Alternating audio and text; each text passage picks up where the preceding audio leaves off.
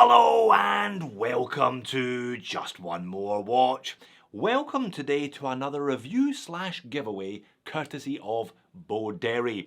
You may remember earlier this year they very generously allowed me to give away 3 of their Storm watches. Today it's 3 of their brand new titanium field watches, the Voyager. Now you saw the pop-up? Free stuff equals sponsored video. This video is sponsored by Boderry. I will of course therefore leave a link to their website in the description of the video.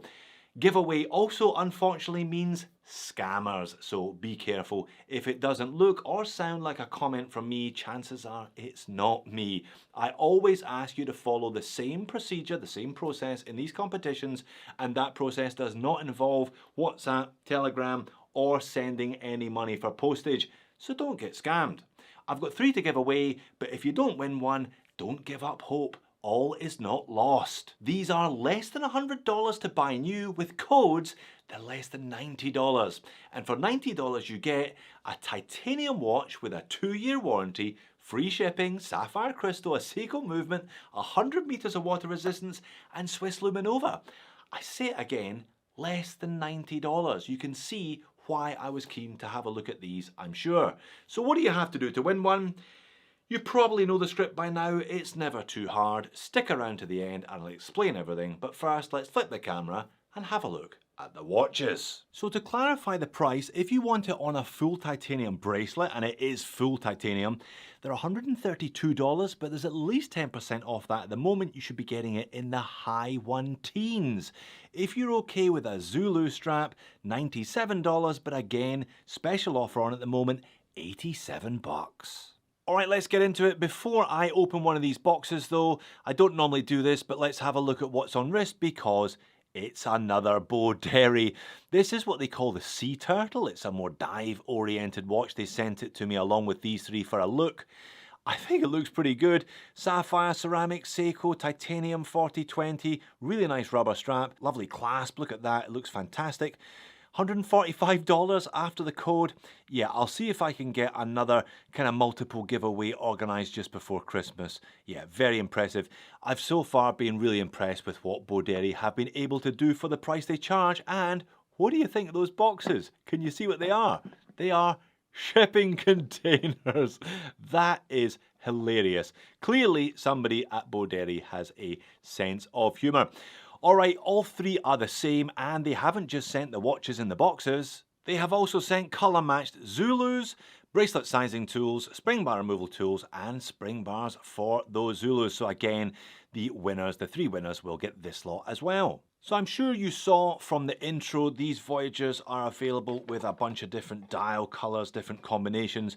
I'll show you all 3 that they sent me, all 3 that will be given away as prizes, but I will concentrate on one of them to keep the rest of them box fresh for their new recipients. So there you are, field watch style, kind of familiar looking case though, if I am being honest. The case is very similar to the Bertucci that I reviewed last year. Bertucci have been making this case design for about 2 decades now, so I'm sure Boderry aren't the only ones who have copied their homework, so to speak, over those decades. I have to say though, the lug-to-lug length on this one looks considerably longer than it did on the Bertucci. Alright, let's peel off some stickers.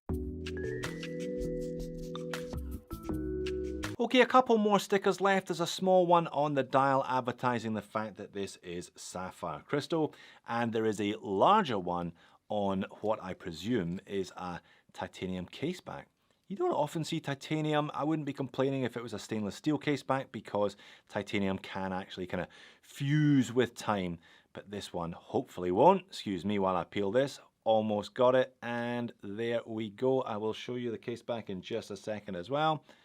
Yeah, it looks like a ship's wheel. It looks like a ship's wheel. Okay, so I guess it's the Voyager. They're going for the Voyager rather than the field element, perhaps. Slightly confused branding here, but we do have quick release spring bars on a titanium bracelet on a watch costing under $90. That's cheap. I don't use the word cheap very often, but that is cheap. Okay, we're back, we're sized and we're set, but I have to warn you, you may struggle to adjust this bracelet with the supplied bracelet adjustment tool. I had to get a bit agricultural with some of these links, whack them out with a hammer, just push pins. I'll show you the bracelet in just a second. I can show you 4 spare links though, so big guys are well catered for here today. And it is a reasonably sized watch.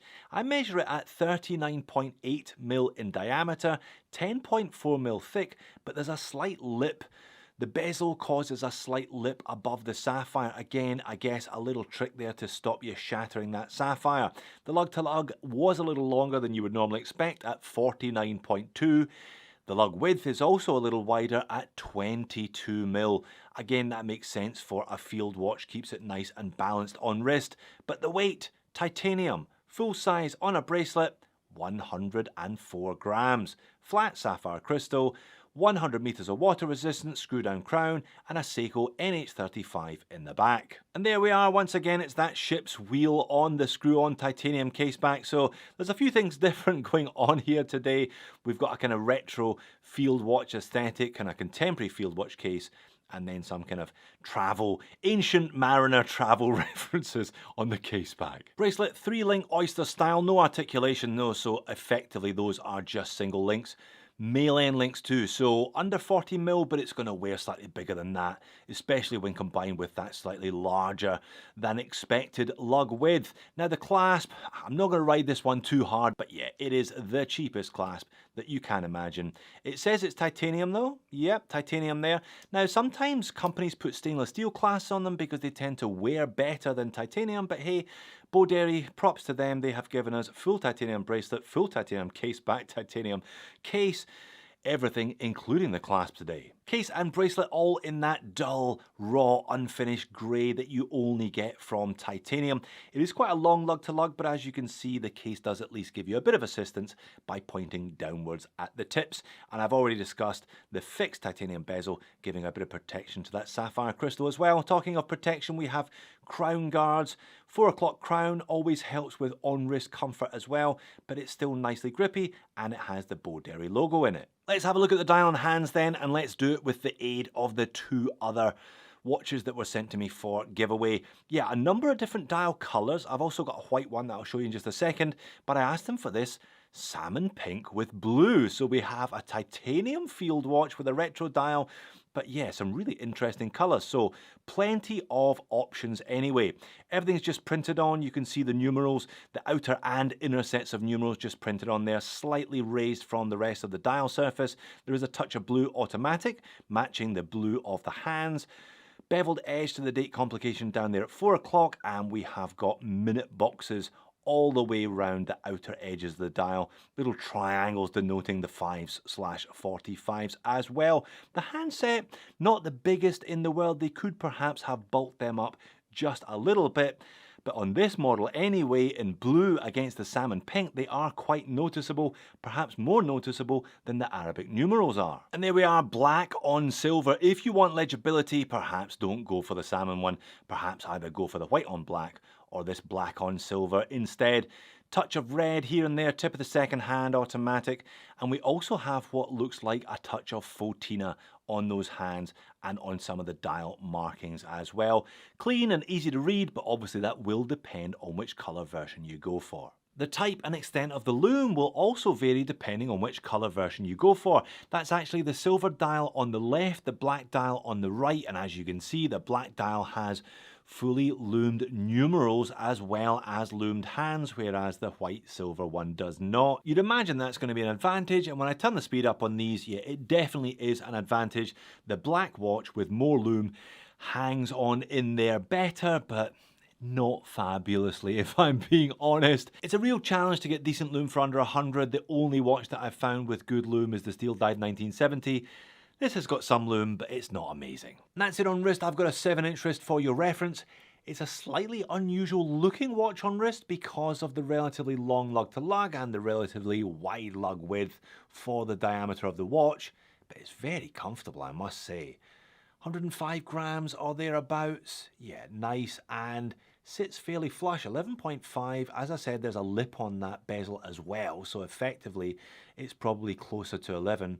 Yeah, it's actually all right on wrist. And this white on black colour version is actually pretty legible as well. Not a big watch, but it has a relatively large dial because the bezel is relatively small. There's no angled rehaut or chapter ring, and white on black numerals, giving you the best chance at legibility regardless of the size of the watch or the dial. And finally, that's it on the single pass Zulu. If you want to save yourself a few dollars, if you don't fancy the titanium bracelet, or you have no intention of wearing it on this hardware, and you're going to put it on your own strap when you buy it, this is the one to go for. It's okay, it's pretty stiff out the box, but it does have nice matched titanium hardware, similar finish here, and it's a single pass. Mind you, 11.5mm thick for the watch. You could probably get away with a double pass under there, no problem, and because they've gone for that 22mm lug width, it sits very securely on your wrist. Again, that's the point. Moans and niggles. Well, good luck sizing up the bracelet with the supplied tool. I reckon you're going to have to get a bit more serious than that will allow. Slightly awkward proportions on the bracelet, which then kind of makes sense once you get it off the bracelet. Loom, nothing to write home about, and I could have done without the ship's wheel on the case back, to be honest. But none of that really amounts to much when you can pick this up for less than 90 bucks. That is definitely a bit of a bargain. But 3 of you won't even have to pay $90. You'll win one. How do you win one? Stay tuned. So, what do you have to do to win one of these Bolderi Voyagers then?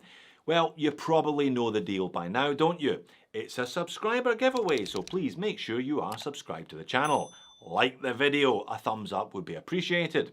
Click the link in the description, head over to the Bolderi website, scroll down to the bottom of any page and sign up for their newsletter by giving them your email address. Once you've done that, come back here, leave a comment on this video, any comment you like, but I suggest keeping it clean to avoid the spam filters. I will pick one comment at random in 7 days' time. I will pin that comment and ask the first winner to contact me by email, not Telegram, not WhatsApp, jody@justonemorewatch.com. Once I've sorted out the first winner, they get the pick of the 3. I'll pick a second comment, pin that, repeat the process, etc, etc, until I have 3 happy winners who'll receive the 3 Bolderi Voyagers. Like I said though, please don't get scammed. I will never ask you to WhatsApp me or Telegram me, and I'll never ask you for $1. Good luck to all entrants, and if you don't win this time, don't worry, there'll be more giveaways soon. Thanks for making it all the way to the end of the video. If you want to see another Bolderi, click here, or the watch that inspired this one, the Bertucci, click here. I'll see you again in the next one.